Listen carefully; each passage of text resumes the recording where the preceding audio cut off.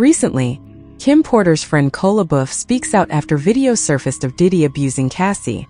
Boof says, "My heart goes out to Cassie. The abuse she's endured is horrible. I hope she gets more victories against Diddy.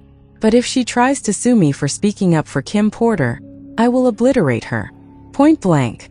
And that goes for Diddy too. I'm here for Kim.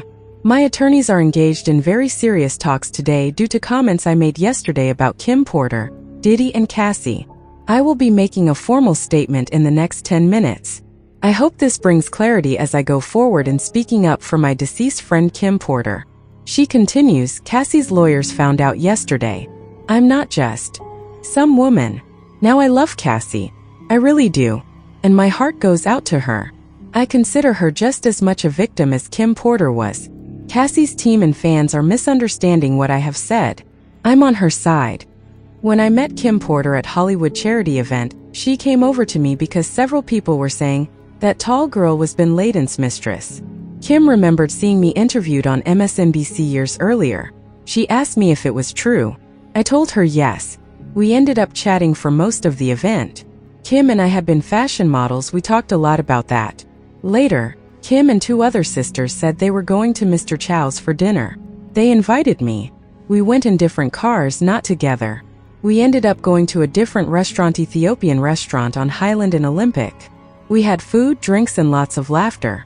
Kim Porter and I exchanged numbers because she wanted to audition for a part on a TV show at Sony and knew that I had dated the producer of the show.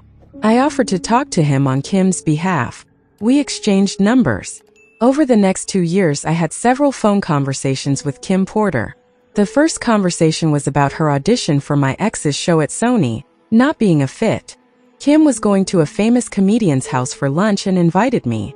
I told her that I detested this particular black comic because of very cruel remarks he made about me during the Bin Laden scandal in 2003. Kim Porter and Andre Leon Talley were two of the very few black American people that were sympathetic to the deep trauma I had experienced being kidnapped in Morocco by Bin Laden's men. I was raped by Somi the first night.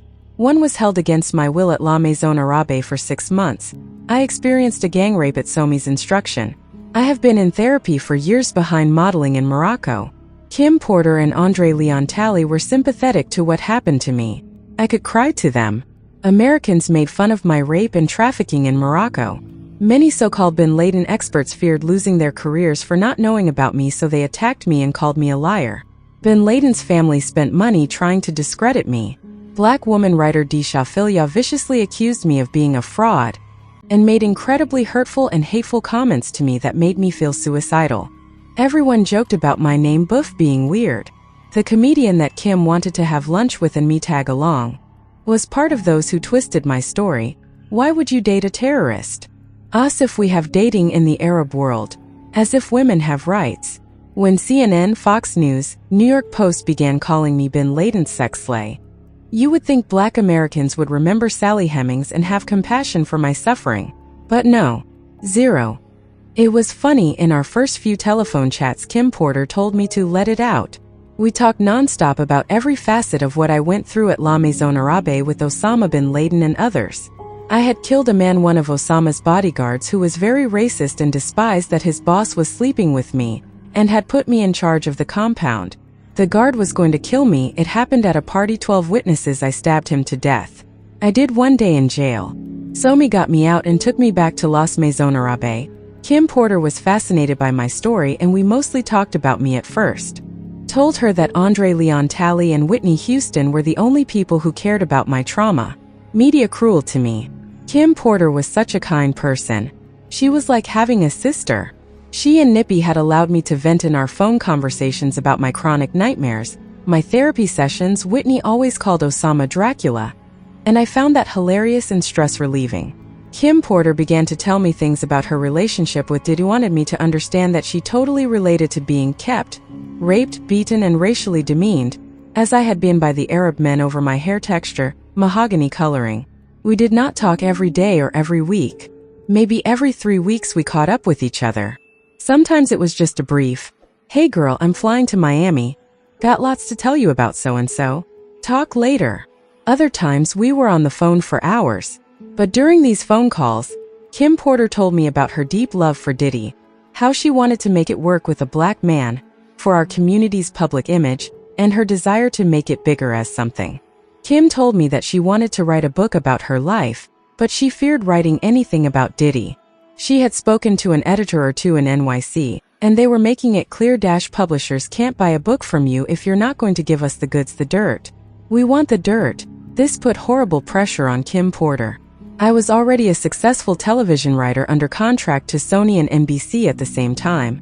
I ghost head wrote the soap opera Days of Our Lives, and was then moved to Young and the Restless. After the Bin Laden scandal broke and sponsors began demanding that I be fired. So much was going on. It was terrible, but Kim was such a sister for me. She was on my side. Kim invited me to her house in Toluca Lake. But I am known for being lazy and not liking to leave my own ranch. They jokingly call me the African Garbo, because I don't like attention the way people think I do. So I never did come to Kim's house.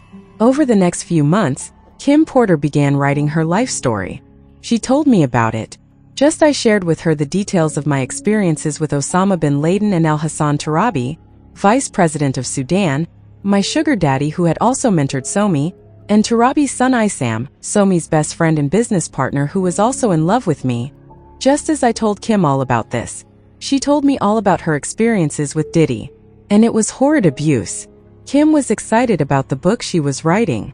She told me she was afraid for Diddy to read it. And then a few weeks later I saw on the news she was dead. I wrote articles attacking Diddy. For instance, there was one I did about him putting out a call for models for his new champagne. And he specified no dark-skinned women, light skin or biracial only in the call sheet. I wrote about that and other things. But I did not expose Kim's secrets, the things she told me in confidence, because frankly everyone were already calling me a liar. They despised me for being Sudanese. Despised me for speaking my mind earlier on colorism and one-drop rule. So who was going to believe me if I spilled Kim's secrets? As Disha Philia said to me, "You're just a fraud and a liar. Your birth parents weren't killed in front of you when you were 6. I was too afraid to completely speak up in my attacks on Diddy. Yesterday, when I watched the video of Diddy beating and stomping poor Cassie, dragging that poor girl like she was a rag down until she had carpet burns, it enraged me so much that I honestly felt like I heard Kim Porter whisper in my ear, "Now, Kola. Now. It's okay, do it now." Kim Porter was murdered. She did not deserve what happened to her. And I am not the one that you can intimidate and make me back down from a fight. I am an African mother of 2 sons. I am a good daughter of my wonderful adoptive Black American mother. And I am Naima bint Harith as Kola Boof. I am severely damaged, traumatized, embattled and misunderstood. And I am the most truthful woman that has ever set foot on American soul. Fuck what you heard. Kola Bio. That is the truth.